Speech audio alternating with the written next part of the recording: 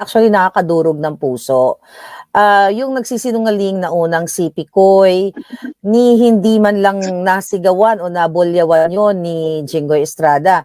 So nakatutok talaga siya kay Mr. Morales. PDEA is an institution. No? Sila ho ang may custody. Sa 201 file niya, nandun ho lahat yung documents na yan. So hindi ho pwedeng mawala yan. Unlike yung may ipapahold kang authority to operate or something, pwede mawala yung mga yun. Unlike po yung dun sa PDEA leaked documents, he cannot provide the originals because in the first place, he was not the one who leaked those documents. Yeah. The fact that the hearing was only suspended, that means hindi pa ho tapos. Ito nga mga kababayan, bago natin ituloy ang video na ito, kung bago ka lang sa aking YouTube channel baka pwede makahingi ng like at subscribe at click mo na rin ang notification bell para updated ka sa aking nilalabas na bagong video. Salamat po. Actually, nakakadurog ng puso. Yung nagsisinungaling na unang si Picoy, ni hindi man lang nasigawan o nabulyawan yon ni Jinggoy Estrada. So nakatutok talaga siya kay Mr. Morales. Na itong si alias Picoy talagang Eric Santiago, na kung saan kitang-kita talaga nagsisinungaling siya. Pero napakabait pa ni Escudero, ni Estrada sa kanya. Yun din ba napansin mo during that time na nandoon kayo sa loob ng Senado? Nabanggit ko nga po kay Agent Morales na agent, kung pwede lang mag-cross. Ako na mag-cross kay kay Picoy. Ako na mag-cross. Kaso hindi naman ho kasi ganun ang rules, no? We're not even allowed to speak. So, pero yun ho yung because you're asking me kung ano yung yung take ko. Yeah. I wanted to cross him. Ako na ho mag-conduct ng cross. So talagang the same sentiments, the same observation ng taong bayan, and you also as a lawyer, na talagang may failure itong mga senador na ito sa cross-examination dun sa mga resource person. I don't want to categorically say that failure sir, po. Kung nilalagay ko kayo sa alanganin. Pero sir, ano yung mga good points na lang doon sa hearing? May good points ba kayong napansin doon? Meron ba tayong na-prove doon kanina? Kanina po, hindi po masyado. Kasi nga hindi naman po masyado nabigyan ng chance si Mr. Morales to speak. And basically, yung kanina pong nangyari was really focused on PDS, which he was willing. He was willing to be crossed with regard to PDS, pero ipakita ko yung original niyan, since PDEA is an institution. So, sila ho ang may custody. Sa 201 file niya, nandun ho lahat yung documents na yan. So hindi ho pwedeng mawala yan. Unlike yung may ipapahold kang authority to operate or something, pwede mawala yung mga yon. Pero yung 201 file ho niya, nandun ho lahat ng records niya. No? Supposedly, kung wala pa hong dumudukot or something. Pero supposedly nandun ho yun because PDEA is an institution. And in fact, yung minutes of the meeting, nung requirement, no, pag-vet ng mga applicants, ng mga agents, nandun din ho dapat yon. So, pakita lang, pa-review lang naman ho kay Agent Morales yon, kasi nga hindi ho niya lubos maisip na sasagutin niya ng no ho yan when in fact alam na alam niya na may nakasuhan ho siya and very proud ho siya na na-acquit siya. So napatunayan ho na hindi ho siya, no, beyond reasonable doubt na yung charge sa kanya he was not convicted of that crime. Yeah. So sir, sabi ng ating mga netizens, no, na yung sa PDS talaga it's irrelevant doon sa pinag-uusapan sa PDEA leaks. Would you agree? Actually, ma'am, irrelevant po talaga yun. Pero again, if I may, sabi nga ni Agent Morales, okay lang naman, walang problema kahit irrelevant na yan.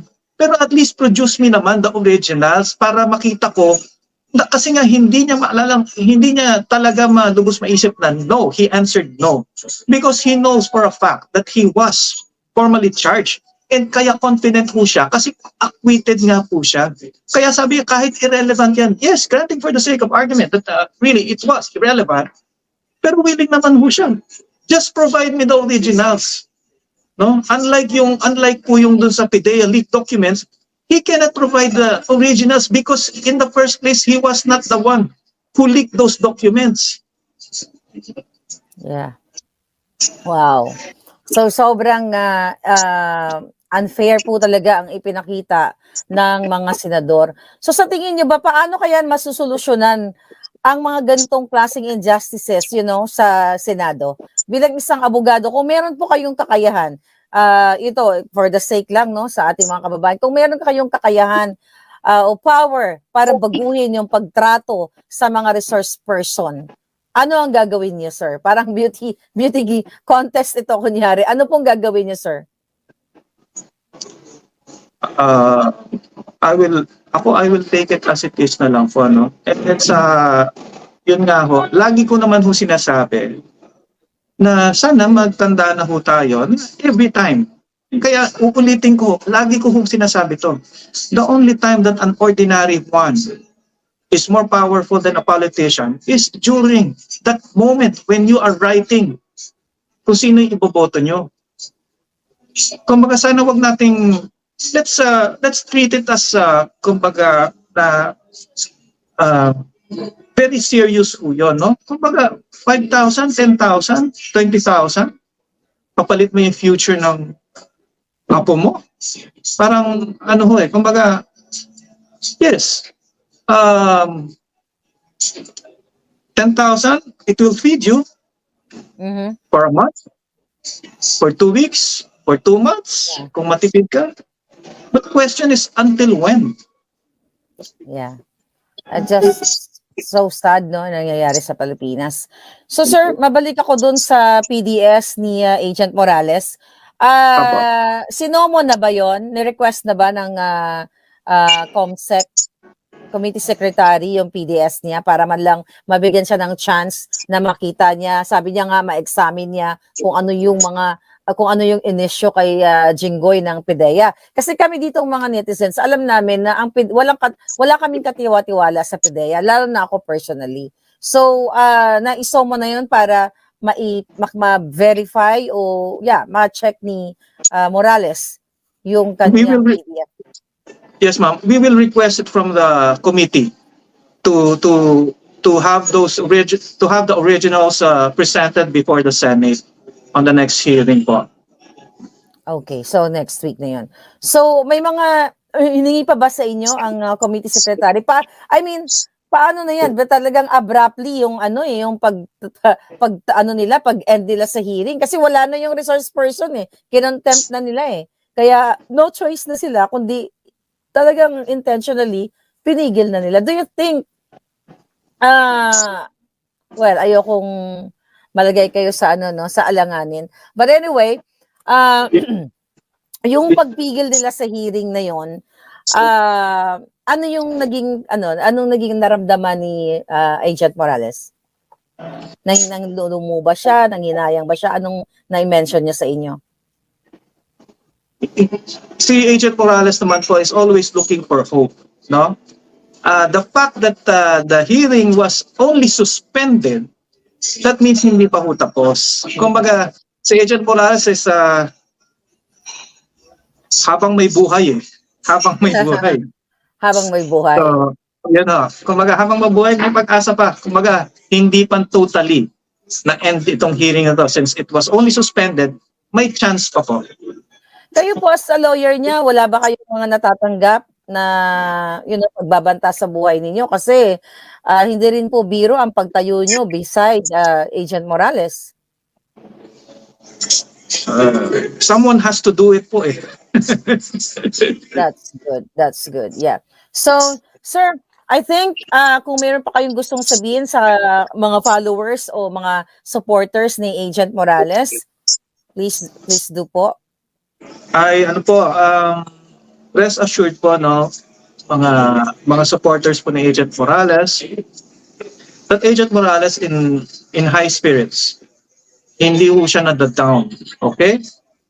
Ang ano niya lang ho, please continue supporting him. Let's continue supporting him. Kasi yun lang ho ang nagbibigay ng lakas po sa kanya. Sir, yung mga supporters niya, let's say for example, no, yung mga within the area, allowed ba na bisitahin siya sa detention? Papayagan ba ito ng Senado? Pag may gusto. Unfortunately, ma'am, hindi po kasi immediate family lang po. Lang po ang pwedeng mag-visit kay Agent Morales. In fact, nung sa labas po ng Senate, meron po siyang pamangkin, no? Pamangkin na nagpunta doon. Hindi ho inallow na mag-visit ho sa uncle po niya. Kasi immediate family lang po. Nandun ho sa guidelines na immediate family lang po. So yung mga telephone calls, bawal din po sa guidelines? Yes po, kinuha ko yung phone niya, but he can make calls, pero mag-ask muna siya ng permission dun sa security, and then binibigay naman po. Unfortunately, ang calls po niya are made dun sa phone po ng provided by OSAA. So hindi ko yung personal phone niya.